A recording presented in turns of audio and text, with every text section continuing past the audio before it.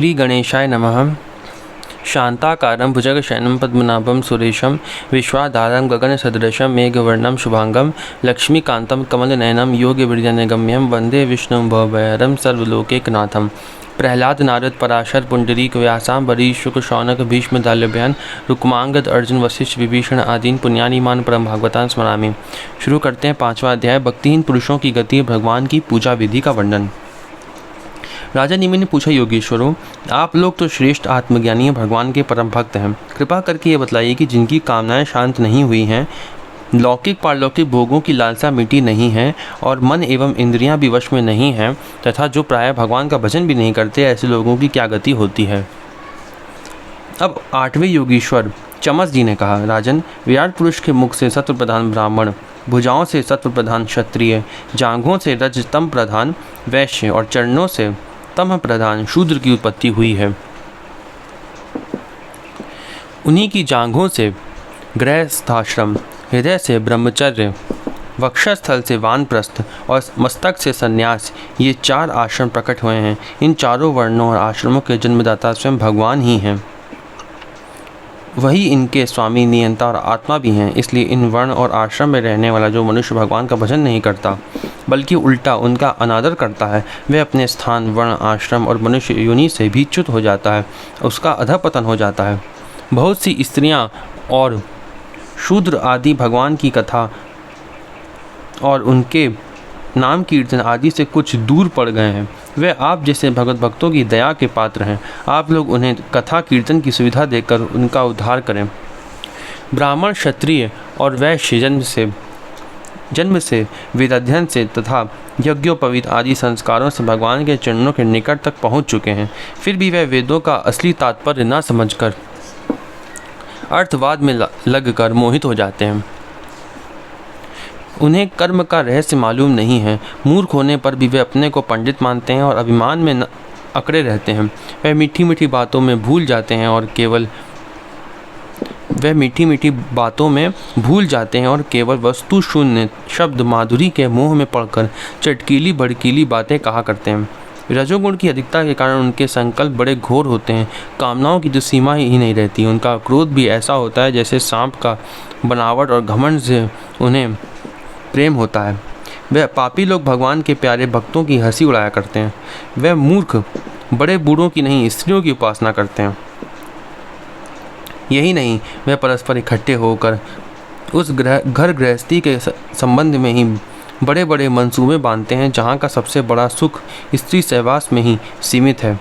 वह यदि कभी यज्ञ भी करते हैं तो अन्नदान नहीं करते, विधि का उल्लंघन करते और दक्षिणा तक नहीं देते। वह कर्म का रहस्य न जानने वाले मूर्ख केवल अपनी जीभ को संतुष्ट करने और पेट की भूख मिटाने, शरीर को पुष्ट करने के लिए बेचारे के पशुओं की हत्या ही करते हैं।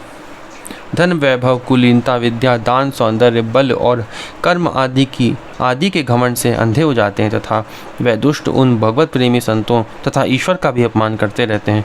राजन, वेदों ने इस बात को बार बार दोहराया है कि भगवान के आकाश के समान नित्य निरंतर समस्त शरीरधारियों में स्थित है। भगवान आकाश के समान नित्य निरंतर समस्त शरीरधारियों में स्थित हैं। वही अपने आत्मा और प्रियता हैं, परंतु वह मूर्ख इस वेदवाणी को तो सुनते ही नहीं और केवल बड़े मनोरथों की बात आपस में कहते सुनते रहते हैं। वेद विधि के रूप में ऐसे ही कर्मों के करने की आज्ञा देते हैं कि जिनमें मनुष्य की स्वाभाविक प्रवृत्ति नहीं होती। संसार में देखा जाता है कि मैथुन मास और मध्य की ओर प्राणी की स्वाभाविक प्रवृत्ति हो जाती है, तब उसे उसमें प्रवृत्त करने के लिए विधान तो हो ही नहीं सकता। ऐसी स्थिति में विवाह यज्ञ और सौत्रामणि यज्ञ के द्वारा ही जो उनके सेवन की व्यवस्था दी गई है, उसका अर्थ है लोगों की उच्छृंखल प्रवृत्ति का नियंत्रण, उनका मर्यादा में स्थापन। वास्तव में उनकी ओर से लोगों को हटाना ही श्रुति को अभीष्ट है। ये वाला जो मैंने पढ़ा, ये आपको बहुत याद रखना चाहिए। इसमें लिखा है कि जो वेदों में जो अनुष्ठान बताए गए हैं वो सिर्फ किस लिए हैं? उच्छृंखल प्रवृत्ति का नियंत्रण करने के लिए, उनका मर्यादा में स्थापन करने के लिए। वास्तव में उनकी ओर से लोगों को हटाना ही श्रुति का अभीष्ट है। ठीक है, आगे पढ़ते हैं। लिखा है, धन का एकमात्र फल है धर्म, क्योंकि धर्म ही परम तत्व का ज्ञान और उसकी निष्ठा अपरोक्ष अनुभूति सिद्ध होती है और निष्ठा में ही परम शांति है। परंतु यह कितने खेद की बात है कि लोग उस धन का उपयोग घर गृहस्थी के स्वार्थों में या काम भोग में ही करते हैं और यह नहीं देखते कि हमारा यह शरीर मृत्यु का शिकार है और वह मृत्यु किसी प्रकार भी टाली नहीं जा सकती। सौत्रामणि यज्ञ में भी सुरा को सूंघने का ही विधान है, पीने का नहीं। जैसे कई शास्त्रों में ये भी बताया गया है कि जो सुरा है, शराब जो है, उसका कोई भी पश्चाताप नहीं है, उसको बिल्कुल भी नहीं पीना है। शास्त्रों में बिल्कुल निषेध है उसका, ठीक है। जैसे इसमें लिखा है सौत्रामणि यज्ञ में भी सुरा को सूंघने का ही विधान है, पीने का नहीं। यज्ञ में पशु का आलभन स्पर्श मात्र ही विहित है, हिंसा नहीं। इसी प्रकार अपनी धर्म पत्नी के साथ मैथुन की आज्ञा भी विषय भोग के लिए नहीं, धार्मिक परंपरा की रक्षा के निमित्त संतान उत्पन्न करने के लिए ही दी गई है। परंतु जो लोग अर्थवाद के वचनों में फंसे हैं, विषयी हैं, वे अपने इस विशुद्ध धर्म को जानते नहीं हैं।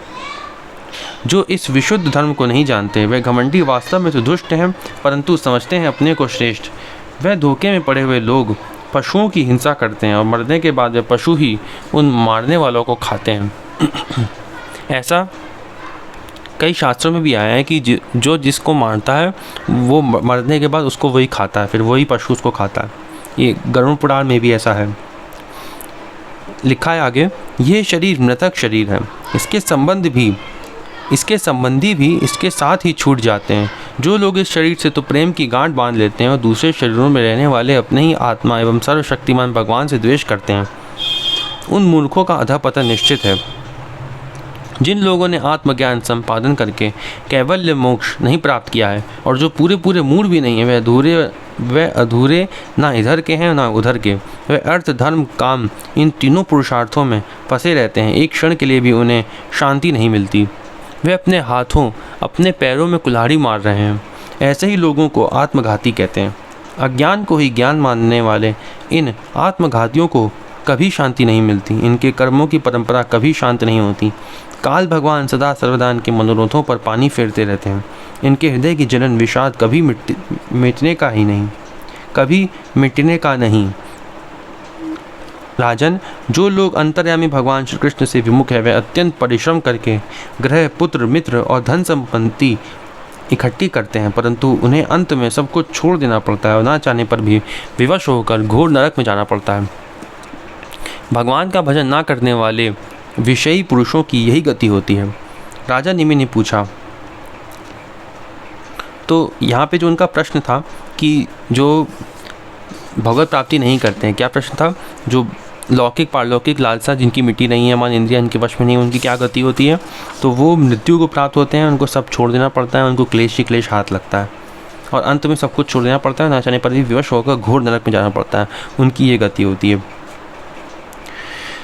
आगे राजा निमि ने पूछा, योगीश्वरों, आप लोग कृपा करके ये बतलाइए कि भगवान किस समय किस रंग का कौन सा आकार स्वीकार करते हैं, मनुष्य किन नामों और विधियों से उनकी उपासना करते हैं। अब नवे योगेश्वर करभाजन जी ने कहा, राजन, 4 युग हैं, सत्य, त्रेता, द्वापर और कली। इन युगों में भगवान के अनेकों रंग, नाम और आकृतियाँ होती हैं तथा विभिन्न विधियों में उनकी पूजा की जाती है। सत्ययुग में भगवान के श्री विग्रह का रंग होता है श्वेत। उनके 4 भुजाएं और सिर पर जटा होती है तथा वे वल्कल ही वस्त्र पहनते हैं। काले मृगचर्म, यज्ञोपवीत, रुद्राक्ष की माला, दंड और कमंडलू धारण करते हैं। सत्ययुग के मनुष्य बड़े शांत, परस्पर वैर रहित, सबके हितैषी और समदर्शी होते हैं। वे लोग इंद्रियों और मन को वश में रखकर ध्यान रूप तपस्या के द्वारा सबके प्रकाशक परमात्मा की आराधना करते हैं। वे लोग हंस, सुपर्ण, वैकुंठ, धर्म, योगेश्वर, अमल, ईश्वर, पुरुष, अव्यक्त और परमात्मा आदि नामों के द्वारा भगवान के गुण, लीला आदि का गान करते हैं। राजन, त्रेता युग में भगवान के श्री विग्रह का रंग होता है लाल, 4 भुजाएं होती हैं और कटी भाग में वे 3 मेखला धारण करते हैं। उनके केश सुनहले होते हैं और वह वेद प्रतिपादित यज्ञ के रूप में रहकर श्रुक, श्रुवा आदि यदु यज्ञ पात्रों को धारण करते हैं। उस युग के मनुष्य अपने धर्म में बड़ी निष्ठा रखने वाले और वेदों के अध्ययन अध्यापन में बड़े प्रवीण होते हैं। वे लोग ऋग्वेद, यजुर्वेद और सामवेद रूप वेद त्रयी के द्वारा सर्वदेव स्वरूप देवाधिदेव भगवान श्रीहरि की आराधना करते हैं। त्रेता युग में अधिकांश लोग विष्णु यज्ञ, प्रश्नगर्भ, सर्वदेव, उरुक्रम, वृषाकपि, जयंत और उरुगाय आदि नामों से अनेक गुण और लीला आदि का कीर्तन करते हैं। राजन, द्वापर युग में भगवान के श्री विग्रह का रंग होता है सांवला। पहले कौन सा युग आया था? सतयुग, फिर आया त्रेता, फिर आया द्वापर। और सतयुग में श्री विग्रह का रंग क्या था? श्वेत था। त्रेता में लाल था और द्वापर में सांवला है। वे पीताम्बर तथा शंख, चक्र, गदा आदि अपने आयुध धारण करते हैं। वक्षस्थल पर श्रीवत्स का चिन्ह, भ्रगुलता, कौस्तुभ मणि आदि लक्षणों से वे पहचाने जाते हैं। राजन, उस समय जिज्ञासु मनुष्य महाराजों के चिन्ह, छत्र, चंबर आदि से युक्त परम पुरुष भगवान की वैदिक और तांत्रिक विधि से आराधना करते हैं। वे लोग इस प्रकार भगवान की स्तुति करते हैं। हे ज्ञान स्वरूप भगवान वासुदेव एवं क्रिया शक्ति रूप संकर्षण, हम आपको बार बार नमस्कार करते हैं। भगवान प्रद्युम्न और अनिरुद्ध के रूप में हम आपको नमस्कार करते हैं। ऋषि नारायण, महात्मा नर, विश्वेश्वर, विश्वरूप और सर्वभूतात्मा भगवान को हम नमस्कार करते हैं। राजन, द्वापर युग में इस प्रकार लोग जगत ईश्वर भगवान की स्तुति करते हैं। अब कलयुग में अनेक तंत्रों के विधि विधान से भगवान की पूजा की जाती है। उसका वर्णन सुनो। कलयुग में भगवान श्री विग्रह होता है। कलयुग में भगवान का श्री विग्रह होता है कृष्ण वर्ण, काले रंग का। जैसे नीलमणि में से उज्ज्वल कांति धारा निकलती रहती है, वैसे ही उनके अंग की छटा भी उज्ज्वल होती है। वह हृदय आदि अंग, कौस्तुभ आदि उपांग, सुदर्शन आदि अस्त्र और सुनंद प्रभृति पार्षदों से संयुक्त रहते हैं। कलयुग में श्रेष्ठ बुद्धि संपन्न पुरुष ऐसे यज्ञों के द्वारा उनकी आराधना करते हैं जिनमें नाम, गुण, लीला आदि के कीर्तन की प्रधानता रहती है। वे लोग भगवान की स्तुति इस प्रकार करते हैं। यहाँ पे जो लिखा है यज्ञ, तो यहाँ पे वो आहुति देने वाला यज्ञ नहीं है, यहाँ पे ये वाला यज्ञ है, नाम का यज्ञ, गुण और लीला का कीर्तन का यज्ञ। ठीक है, आगे पढ़ते लिखा है, वे लोग भगवान की स्तुति इस प्रकार करते हैं। प्रभु, आप शरणागत रक्षक हैं। आपके चरणारविंद सदा सर्वदा ध्यान करने योग्य, माया मोह के कारण होने वाले सांसारिक पराजयों का अंत कर देने वाले तथा भक्तों की समस्त अभीष्ट वस्तुओं का दान करने वाले कामधेनु स्वरूप हैं। वे तीर्थों को भी तीर्थ बनाने वाले स्वयं परम तीर्थ स्वरूप हैं। शिव, ब्रह्मा आदि बड़े बड़े देवता उन्हें नमस्कार करते हैं और चाहे जो कोई उनकी शरण में आ जाए उसे स्वीकार कर लेते हैं। सेवकों की समस्त आरती और विपत्ति के नाशक तथा संसार सागर से पार जानने के लिए जहाज हैं। महापुरुष, मैं आपके उन्हीं चरणारविंदों की वंदना करता हूँ। भगवान, आपके चरण कमलों की महिमा कौन कहे। रामावतार में अपने पिता दशरथ जी के वचनों से देवताओं के लिए भी वांछनीय और दुस्त्यज राज लक्ष्मी को छोड़कर आपके चरण कमल वन वन घूमते फिरे। सचमुच आप धर्मनिष्ठता की सीमा हैं और महापुरुष अपनी प्रेयसी सीता जी के चाहने पर जानबूझकर आपके चरण कमल माया मृग के पीछे दौड़ते रहे। सचमुच आप प्रेम की सीमा हैं। प्रभु, मैं आपके उन्हीं चरणारविंदों की वंदना करता हूँ। राजन, इस प्रकार विभिन्न युगों के लोग अपने अपने युग के अनुरूप नाम रूपों द्वारा विभिन्न प्रकार से भगवान की आराधना करते हैं। इसमें संदेह नहीं कि धर्म, अर्थ, काम, मोक्ष सभी पुरुषार्थों के एकमात्र स्वामी भगवान श्री हरि ही हैं। कलयुग में केवल संकीर्तन से ही सारे स्वार्थ और परमार्थ बन जाते हैं। इसलिए इस युग का गुण जानने वाले सारग्राही श्रेष्ठ पुरुष कलयुग की बड़ी प्रशंसा करते हैं, इससे बड़ा प्रेम करते हैं। देहाभिमानी जीव संसार चक्र में अनादिकाल से भटक रहे हैं। उनके लिए भगवान की लीला, गुण और नाम की कीर्तन से बढ़कर और कोई परम लाभ नहीं है, क्योंकि इससे संसार में भटकना मिट जाता है और परम शांति का अनुभव होता है। राजन, सतयुग, त्रेता और द्वापर की प्रजा चाहती है कि हमारा जन्म कलयुग में हो, क्योंकि कलयुग में कहीं कहीं भगवान नारायण के शरणागत उन्हीं के आश्रय में रहने वाले बहुत से भक्त उत्पन्न होंगे।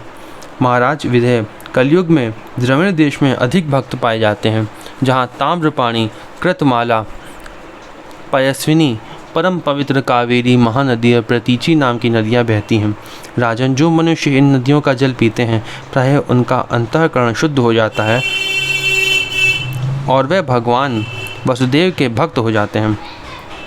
राजन, जो मनुष्य यह करना बाकी है वह करना आवश्यक है इत्यादि कर्म वासनाओं का अथवा भेद बुद्धि प्रत्याग करके सर्वात्म भाव से शरणागत वत्सल प्रेम के वरदानी भगवान मुकुंद की शरण में आ गया है, वह देवताओं, ऋषियों, पितरों, प्राणियों, कुटुंबियों और अतिथियों के ऋण से ऋण हो जाता है। वह किसी के अधीन, किसी का सेवक, किसी के बंधन में नहीं रहता। जो प्रेमी भक्त अपने प्रियतम भगवान के शरण कमलों का अनन्य भाव से दूसरी भावनाओं, आस्थाओं, वृत्तियों और प्रवृत्तियों को छोड़कर भजन करता है, उससे पहली बात तो यह है कि पाप कर्म होते ही नहीं, परंतु यदि कभी किसी प्रकार यहाँ हो भी जाए तो परम पुरुष भगवान श्री उसके हृदय में बैठकर वह सब धो बहाते हैं और उसके हृदय को शुद्ध कर देते हैं। नारद जी कहते हैं, वसुदेव जी, मिथिला नरेश राजा नमी 9 योगीश्वरों से इस प्रकार भागवत धर्म का वर्णन सुनकर बहुत ही आनंदित हुए। उन्होंने अपने ऋत्विज और आचार्यों के साथ ऋषभ नंदन 9 योगेश्वरों की पूजा की। इसके बाद सब लोगों के सामने ही वे सिद्ध अंतर्धान हो गए। विजयराज निमि ने उनसे सुने हुए भागवत धर्म का आचरण किया और परम गति प्राप्त की। महाभाग्यवान वसुदेव जी, मैंने तुम्हारे आगे जिन भागवत धर्मों का वर्णन किया है, तुम भी यदि श्रद्धा के साथ इनका आचरण करोगे तो अंत में सब आसक्तियों से छूटकर भगवान का परम पद प्राप्त कर लोगे। वसुदेव जी, तुम्हारे और देवकी के यश से तो सारा जगत भरपूर हो रहा है, क्योंकि सर्वशक्तिवान भगवान श्री कृष्ण तुम्हारे पुत्र के रूप में अवतीर्ण हुए हैं। तुम लोगों ने भगवान के दर्शन, आलिंगन तथा बातचीत करने एवं सुलाने, बैठाने, खिलाने आदि के द्वारा वात्सल्य स्नेह करके अपना हृदय शुद्ध कर लिया है। तुम परम पवित्र हो गए हो। वसुदेव जी, शिशुपाल, पौंड्रक और शाल्व आदि राजाओं ने तो वैर भाव से श्री कृष्ण की चाल ढाल, लीला विलास, चितवन बोलन आदि का स्मरण किया था। वह भी नियमानुसार नहीं सोते, बैठते, चलते फिरते, स्वाभाविक रूप से ही। फिर भी उनकी चित्तवृत्ति श्री कृष्णाकार हो गई और वह सारूप्य मुक्ति के अधिकारी हुए। फिर जो लोग प्रेम भाव और अनुराग से श्री कृष्ण का चिंतन करते हैं, उन्हें श्री कृष्ण की प्राप्ति होने में संदेह है क्या? वसुदेव जी, तुम श्री कृष्ण को केवल अपना पुत्र ही मत समझो। वह सर्वात्मा, सर्वेश्वर, कारणातीत और अविनाशी हैं। उन्होंने लीला के लिए मनुष्य रूप प्रकट करके अपना ऐश्वर्य छिपा रखा है। वे पृथ्वी के भारभूत राजवेशधारी असुरों का नाश और संतों की रक्षा करने के लिए तथा जीवों को परम शांति और मुक्ति देने के लिए अवतीर्ण हुए हैं, और इसी के लिए जगत में उनकी कीर्ति भी गाई जाती है। श्री सुखदेव जी कहते हैं, परीक्षित, नारद जी के मुख से यह सब सुनकर परम भाग्यवान वसुदेव जी और परम भाग्यवती देवकी जी को बड़ा ही विस्मय हुआ। उनमें जो कुछ माया मोह अविशेष था उसे उन्होंने तत्क्षण छोड़ दिया। राजन, यह इतिहास परम पवित्र है। जो एकाग्र चित्त से इसे धारण करता है, वह अपना सारा शोक मोह दूर करके ब्रह्म पद को प्राप्त करता है। ये अध्याय यहीं पे समाप्त होता है। इसमें प्रमुख बातें क्या क्या थी, तो भागवत धर्म में इसमें ये बताया गया। अगर मैं कम शब्दों में बताऊं, सबसे आखिरी में इन्होंने क्या बताया था, जो 9 गुरु थे उन्होंने बताया कि कलयुग में ही जिनका जन्म हो वो अच्छा है, क्योंकि कलयुग में कई भक्त उत्पन्न होंगे। ठीक है, ये हम भक्तमाल में पढ़ेंगे। और इसमें लिखा है कि जो मनुष्य सोचता है कि ये करना बाकी है, वो करना बाकी है, उसका परित्याग कर दें। उसका परित्याग करके, और ये जितने भी ऋण होते हैं, देव ऋण, पितर ऋण, इन सबसे वो मुक्त हो जाता है जो भगवान का भजन करता है। भगवान का भजन कैसे करना है, इसमें लिखा है अनन्य भाव से करना है। अनन्य भाव का क्या अर्थ है? अनन्य भाव का अर्थ होता है जो किसी दूसरे में ना हो, केवल भगवान में हो। अन्य मतलब अन्य में नहीं, ऐसे ध्यान में रख सकते हैं। तो 2 कंडीशन बताई जाती हैं, गीता में भी बताई जाती हैं, भगवत गीता में, और आगे हम भागवत में भी आगे के जो अध्याय आएंगे उसमें भी बताया जाएगा। 2 ही कंडीशन है, एक है अनन्य और एक होती है अप्रतिहता, जिसको निरंतर कहते हैं। तो 2 तरीके से हमको भगवान का भजन करना है, एक सिर्फ भगवान में और निरंतर करना है जो ऐसे भजन करता है। इसमें तो केवल यहाँ पे अनन्य लिखा है। अनन्य भाव से और प्रवृत्तियों को छोड़कर भजन करता है, उससे पहली बात तो ये कि पाप कर्म होते नहीं, और भगवान जितने भी हैं उसके पाप कर्म धो बहाते हैं और उसके हृदय को शुद्ध कर देते हैं। ये हम लोगों को बात इस अध्याय में बिल्कुल याद रखनी है। अगला अध्याय हम लोग अगली वीडियो में पढ़ेंगे। छठा अध्याय, देवताओं की भगवान से स्वधाम सिधारने के लिए प्रार्थना तथा यादवों को प्रभास क्षेत्र जाने की तैयारी करते देखकर उद्धव का भगवान के पास आना। ये हम लोग अगली वीडियो में पढ़ेंगे। ये वाला अध्याय काफ़ी बड़ा है, बहुत अच्छा होगा। अब यहाँ से छठा अध्याय है और सातवां अध्याय जो आएगा वहाँ